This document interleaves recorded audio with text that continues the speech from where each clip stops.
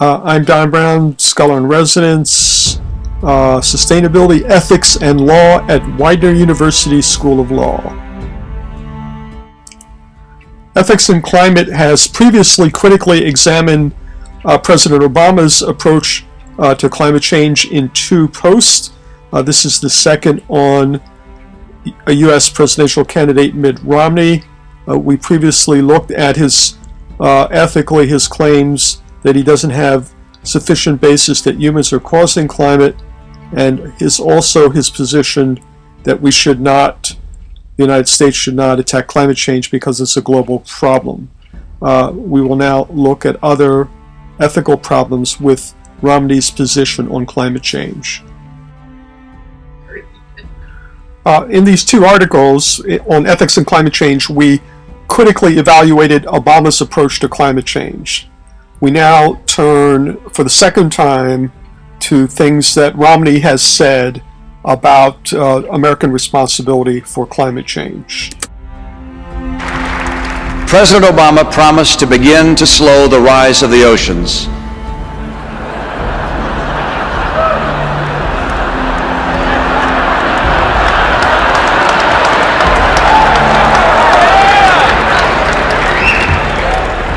And to heal the planet. My promise is to help you and your family.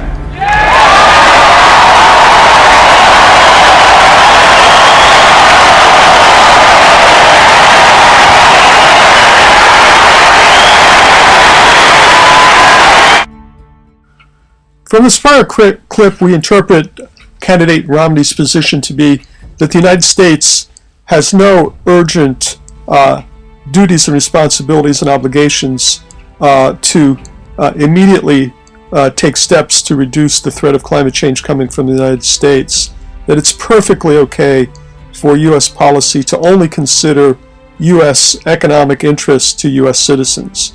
This is the issue that we will examine critically in this video. The Romney position that the United States has no duty to the rest of the world appears to ignore the consensus view on climate change, which is supported by every Academy of Science around the world, including those listed in this chart. That consensus view includes the fact that humans are causing climate change. Not only do Academies of Sciences support the consensus view, but scientific organizations with expertise relevant to climate change now also have issued position papers in support of the consensus view. There are now over 100 such organizations.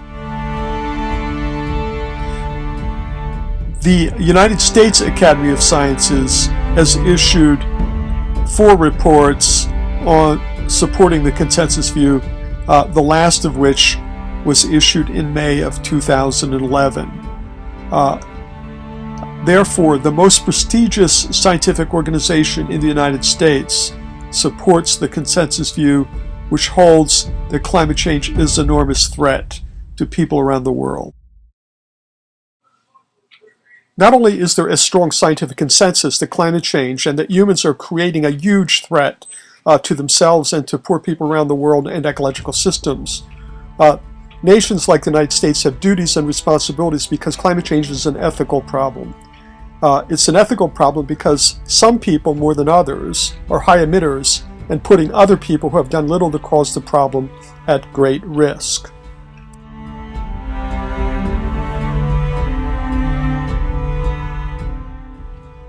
Climate change is also an ethical problem because the harms to the victims who have done little to cause the problem are not mere inconveniences, but they're potentially catastrophic, from droughts, floods, loss of food supply, vector-borne diseases. It's an ethical issue because the harms to the victims are extraordinarily harsh.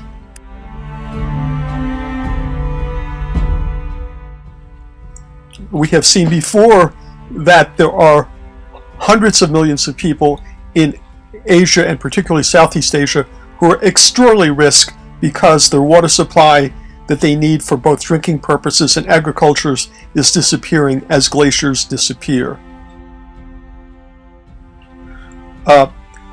Countries and people that are particularly at risk, including the small island developing states, some of whom are listed in this chart. There are islands in the Pacific where there are hundreds of thousands of people whose very existence is hanging in the balance due to rising sea level rise. These people are at great risk, and they have done little to cause the problem.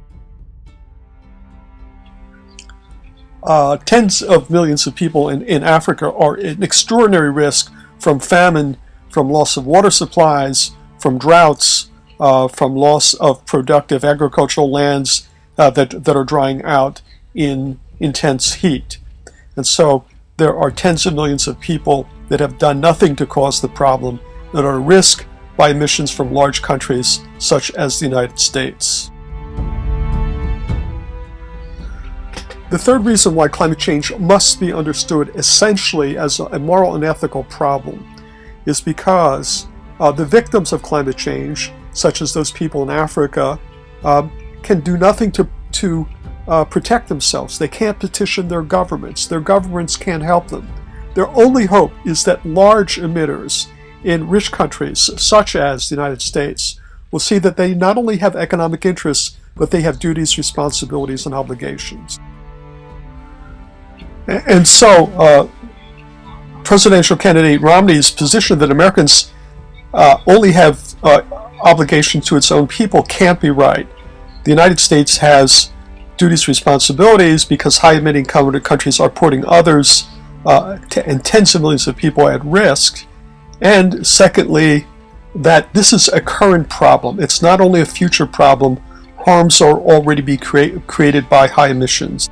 And so Americans clearly have duties, responsibilities, and obligations because not only is harm already occurring, but what we've already done to the atmosphere will continue to make the planet warmer for the next 100 years, even if we could stabilize at existing levels.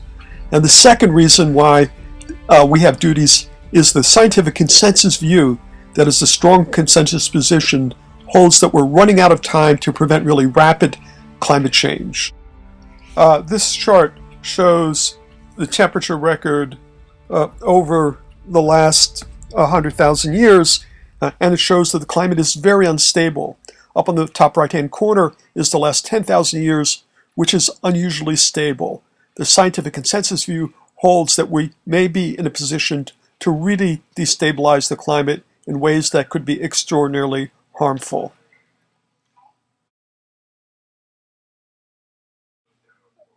Another reason why the United States has a special responsibility to not only think of itself, but to the poor people around the world is that the United States is by far the largest polluter of greenhouse gases on a per capita basis of any developed country in the world. China emits more tons, but China has 1.4 billion people. When you look at on a capita basis, the United States is the top. This chart is a little bit hard to read, but the United States is the country on the left. And so the United States not only has duties and responsibilities and obligations that it must consider in addition to its economic interest, it must take action to prevent dangerous climate change, which means help put the world on a glide path to stabilize atmospheric concentrations at safe levels. The United States must reduce its emissions to its fair share of safe global emissions. It also has a duty to start to help developing countries to take adaptation steps necessary to protect their health and the ecological systems on which they depend. In summary, presidential candidate Romney position that he may only need to look at the economic interest of American families ethically is a non-starter. The United States has economic interests in its own welfare, but it also has duties, responsibilities, and obligations to the rest of the world, and therefore the Romney position is deeply ethically problematic.